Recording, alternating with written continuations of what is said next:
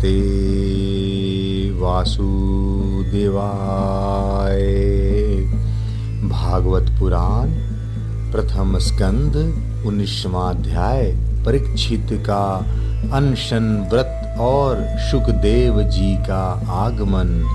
सूत जी कहते हैं, राजधानी में पहुंचने पर राजा परीक्षित को अपने उस निंदनीय कर्म के लिए बड़ा पश्चाताप हुआ। वे अत्यंत उदास हो गए और सोचने लगे, मैंने निरपराध एवं अपना तेज छिपाए हुए ब्राह्मण के साथ अन्याय पुरुषों के समान बड़ा नीच व्यवहार किया।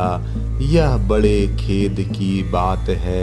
अवश्य ही उन महात्माओं के अपमान के फलस्वरूप शीघ्र से शीघ्र मुझ पर कोई घोर विपत्ति आवेगी। मैं भी ऐसा ही चाहता हूँ, क्योंकि उससे मेरे पाप का प्रायश्चित हो जाएगा और फिर कभी मैं ऐसा काम करने का दुस्साहस नहीं करूँगा। ब्राह्मणों की क्रोधाग्नि आज ही मेरे राज्य सेना और भरे पूरे खजाने को जलाकर खाक कर दे, जिससे फिर कभी मुझे दुष्ट की ब्राह्मण देवता और गांवों के प्रति ऐसी पाप बुद्धि न हो। वे इस प्रकार चिंता कर ही रहे थे कि उन्हें मालूम हुआ कि ऋषि कुमार के शाप से तक्षक मुझे डसेगा। उन्हें यह धधकती हुई आग के समान तक्षक का डसना बहुत भला मालूम हुआ।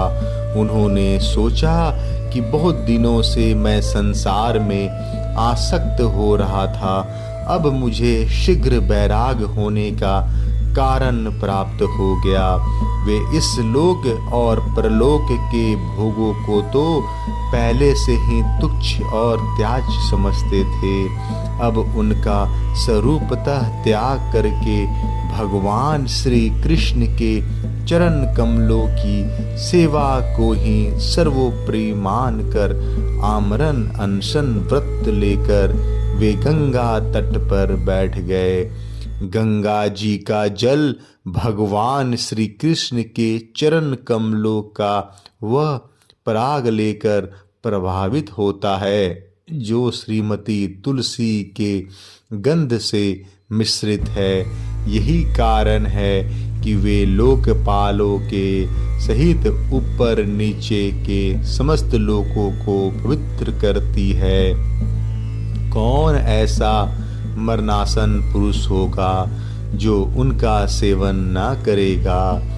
इस प्रकार गंगा जी के तट पर आमरण अनशन का निश्चय करके उन्होंने समस्त आसक्तियों का परित्याग कर दिया और वे मुनियों का व्रत स्वीकार करके अनन्य भाव से श्री कृष्ण के चरण कमलों का ध्यान करने लगे। उस समय त्रिलोकी को पवित्र करने वाले बड़े बड़े महानुभाव ऋषि मुनि अपने शिष्यों के साथ वहां पधारे। संत जन प्रायः तीर्थ यात्रा के बहाने स्वयं उन तीर्थ स्थानों को ही पवित्र करते हैं। उस समय वहां पे अत्रि, वशिष्ठ, च्यवन्य, सरद्वान, अरिष्टनेमि, भृगु, अंगिरा, पराशर, विश्वामित्र, परशुराम, उत्तथय, इंद्रप्रमद, इदमवाह, मेधातिथि, देवल, आष्टिसेन, भारद्वाज, गौतम, पिप्लाद, मैत्रेय और कवश, अगस्त, भगवान व्यास, नारद तथा इनके अतिरिक्त और भी कई श्रेष्ठ देवर्षि, ब्रह्मर्षि तथा अरुणादि राजर्षि वर्यों का शुभांगम हुआ। इस प्रकार विभिन्न गोत्रों के मुख्य मुख्य ऋषियों को एकत्र देखकर राजा ने सबको यथा योग सत्कार किया और उनके चरणों पर सिर रखकर वंदना की। जब सब लोग आराम से अपने अपने स्थानों पर बैठ गए तब महाराज परीक्षित ने उन्हें फिर प्रणाम किया और उनके सामने खड़े होकर शुद्ध हृदय से अंजलि बांधकर वे जो कुछ करना चाहते थे उसे सुनाने लगे। राजा परीक्षित ने कहा, अहो समस्त राजाओं में हम धन्य हैं, धन्यतम हैं, क्योंकि अपने शील स्वभाव के कारण हम आप महापुरुषों के कृपा पात्र बन गए हैं। राजवंश के लोग प्रायः निंदित कर्म करने के कारण ब्राह्मणों के चरण धोवन से दूर पड़ जाते हैं। यह कितने खेद की बात है। मैं भी राजा ही हूँ। निरंतर देह गेह में आसक्त रहने के कारण मैं भी पाप रूप में ही हो गया हूँ। इसी से स्वयं भगवान ही ब्राह्मण के शाप के रूप में मुझ पर कृपा करने के लिए पधारे हैं। यह शाप वैराग्य उत्पन्न करने वाला है, क्योंकि इस प्रकार के शाप से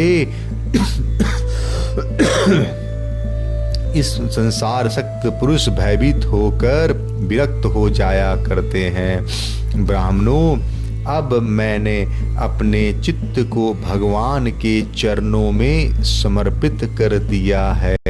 आप लोग और माँ गंगा जी शरणागत को जानकर मुझ पर अनुग्रह करें। ब्राह्मण कुमार के शाप से प्रेरित कोई दूसरा कपट से तक्षक का रूप धरकर मुझे डस ले अथवा स्वयं तक्षक, अगर इसकी तनिक भी मुझे परवाह नहीं है। आप लोग कृपा करके भगवान की रसमयी लीलाओं का गायन करें। आप ब्राह्मणों के चरणों में प्रणाम करके पुनः यही प्रार्थना करता हूँ कि मुझे कर्मवश चाहे जिस योनियों में जन्म लेना पड़े, भगवान श्री कृष्ण के चरणों में मेरा अनुराग हो। उनके चरणाश्रित परमात्माओं में विशेष प्रीति हो और जगत के समस्त प्राणियों के प्रति मेरा एक सी मैत्री रहे, ऐसा आप आशीर्वाद दीजिए। महाराज परीक्षित परम धीर थे। वे ऐसा दृढ़ निश्चय करके गंगा जी के दक्षिण तट पर पूर्वाग्र कुशों के आसन पर उत्तर मुख होकर बैठ गए। राजकाज का भार तो उन्होंने पहले ही अपने पुत्र जन्मेजय को सौंप दिया था। पृथ्वी के एक छत्र सम्राट परीक्षित जब इस प्रकार आमरण अनशन का निश्चय करके बैठ गए, तब आकाश में स्थित देवता लोग बड़े आनंद से उनकी प्रशंसा करते हुए वहां पृथ्वी पर पुष्पों की वर्षा करने लगे तथा उनके नगारे बार बार बजने लगे। सभी उपस्थित महर्षियों ने परीक्षित के निश्चय की प्रशंसा की और साधु साधु कहकर उनका अनुमोदन किया। ऋषि लोग तो स्वभाव से ही लोगों पर अनुग्रह की वर्षा करते हैं। यही नहीं, उनकी सारी शक्ति लोक पर कृपा करने के लिए ही होती है। उन लोगों ने भगवान श्री कृष्ण के गुणों से प्रभावित परीक्षित के प्रति उनके अनुरूप वचन कहे।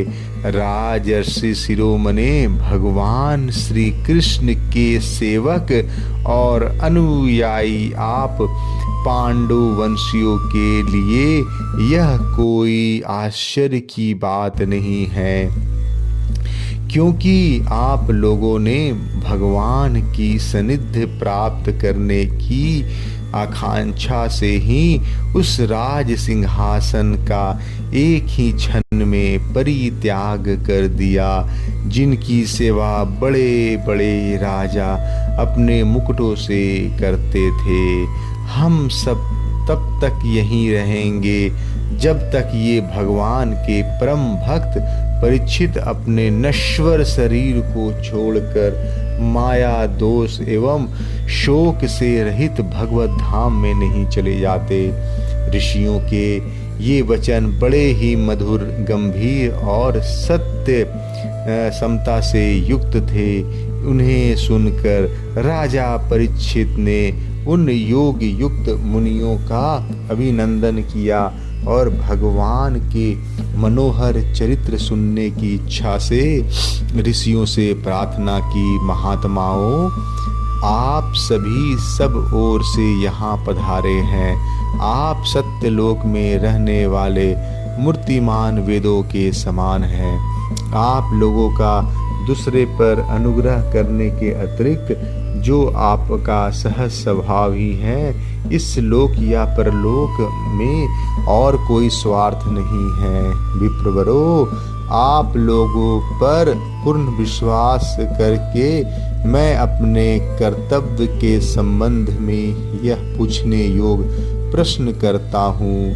आप सभी विद्वान परस्पर विचार करके बतलाइए कि सब के लिए, सब अवस्थाओं और विशेष करके थोड़े ही समय में मरने वाले पुरुषों के लिए अंतःकरण और शरीर से करने योग्य विशुद्ध कर्म कौन सा है। उसी समय पृथ्वी पर स्वेच्छा से विचरण करते हुए किसी की कोई उपेक्षा न रखने वाले व्यास नंदन भगवान श्री शुकदेव जी महाराज वहाँ प्रकट हो गए। वे वर्ण अथवा आश्रम के ब्रह्म चिन्हों से रहित एवं आत्मानुभूति में संतुष्ट थे। बच्चों और स्त्रियों ने उन्हें घेर रखा था। उनका वेश अवधूत का था। 16 वर्ष की अवस्था थी। चरण, हाथ, जंघा, भुजाएं, कंधे, कपोल और अन्य सब अंग अत्यंत सुकुमार थे। नेत्र बड़े बड़े और मनोहर थे। नासिका कुछ ऊंची थी।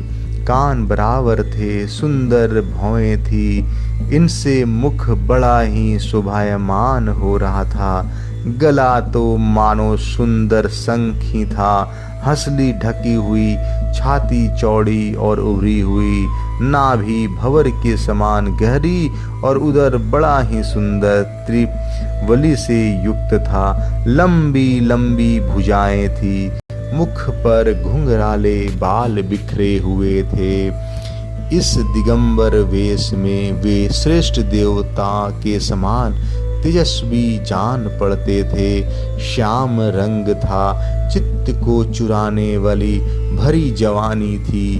वे शरीर की छटा और मधुर मुस्कान से स्त्रियों को सदा ही मनोहर जान पड़ते थे। यद्यपि उन्होंने अपने तेज को छिपा रखा था, फिर भी उनके लक्षण जानने वाले मुनियों ने उन्हें पहचान लिया और वे सब के सब अपने अपने आसन छोड़कर सम्मान के लिए उठ खड़े हुए। राजा परीक्षित ने अतिथि रूप से पधारे हुए श्री सुखदेव जी को सिर झुकाकर प्रणाम किया और उनकी पूजा की। उनके स्वरूप को न जानने वाले बच्चे और स्त्रियों उनकी यह महिमा देकर वहां से लौट गए। सबके द्वारा सम्मानित होकर श्री सुखदेव जी श्रेष्ठ आसन पर विराजमान हुए। ग्रह, नक्षत्र, तारों से घिरे हुए चंद्रमा के समान ब्रह्मर्षि, देवर्षि, राजर्षि के समूह से आवृत होकर श्री सुखदेव जी अत्यंत शोभायमान हुए। वास्तव में वही महात्माओं के भी आदरणीय थे। जब प्रखर बुद्धि श्री सुखदेव जी शांत स्वभाव से बैठ गए, तब भगवान के परम भक्त परीक्षित ने उनके समीप आकर और चरणों पर सिर रखकर प्रणाम किया। फिर खड़े होकर हाथ जोड़कर नमस्कार किया। इसके पश्चात बड़ी मधुर वाणी से उनसे यह पूछा। परीक्षित ने कहा, ब्रह्म स्वरूप भगवान, आज हम बड़भागी हुए, क्योंकि अपराधी क्षत्रिय होने पर भी हमें संत समागम का अधिकारी समझा गया। आज कृपा कर पूर्वक अतिथि रूप से पधार कर आपने हमें तीर्थ के तुल्य पवित्र बना दिया। आप जैसे महात्माओं के स्मरण मात्र से ही गृहस्थों के घर तत्काल पवित्र हो जाते हैं। फिर दर्शन, स्पर्श, पाद प्रक्षालन और आसन दान आदि का सुअवसर मिलने पर तो कहना ही क्या है। महायोगिन, जैसे भगवान विष्णु के सामने दैत्य लोग नहीं ठहरते, वैसे ही आपके सनिधि से बड़े बड़े पाप भी तुरंत नष्ट हो जाते हैं। अवश्य ही पांडवों के सुहृद भगवान श्री कृष्ण मुझ पर अत्यंत प्रसन्न है। उन्होंने अपने फुफेरे भाइयों की प्रसन्नता के लिए उन्हीं के कुल में उत्पन्न हुए मेरे साथ भी अपनेपन का व्यवहार किया। भगवान श्री कृष्ण की कृपा न होती तो आप सरीखे कांत वनवासी अव्यक्त गति परम सिद्ध पुरुष स्वयं पधार कर इस मृत्यु के समय हम जैसे प्राकृत मनुष्यों को क्यों दर्शन देते। आप योगियों के परम गुरु हैं, इसलिए मैं आपसे परम सिद्धि के स्वरूप और साधना के संबंध में प्रश्न कर रहा हूँ। जो पुरुष सर्वथा मरणासन है उसको क्या करना चाहिए? भगवान साथ ही यह भी बतलाइए कि मनुष्य मात्र को क्या करना चाहिए। वे किसका श्रवण, किसका जप, किसका स्मरण और किसका भजन करे तथा किसका त्याग करे। भगवत स्वरूप मुनिवर, आपका दर्शन अत्यंत दुर्लभ है, क्योंकि जितनी देर एक गाय दुही जाती है गृहस्थों के घर पर, उतनी देर भी आप नहीं ठहरते। सूत जी कहते हैं, जब राजा ने बड़ी ही मधुर वाणी में इस प्रकार संभाषण एवं प्रश्न किए, तब समस्त धर्मों के मर्मज्ञ व्यास नंदन भगवान श्री सुखदेव जी ने उनका उत्तर देने लगे। जय श्री कृष्ण। 19वां अध्याय समाप्त। इति प्रथम स्कंद समाप्त। हरि ओम तत्सत।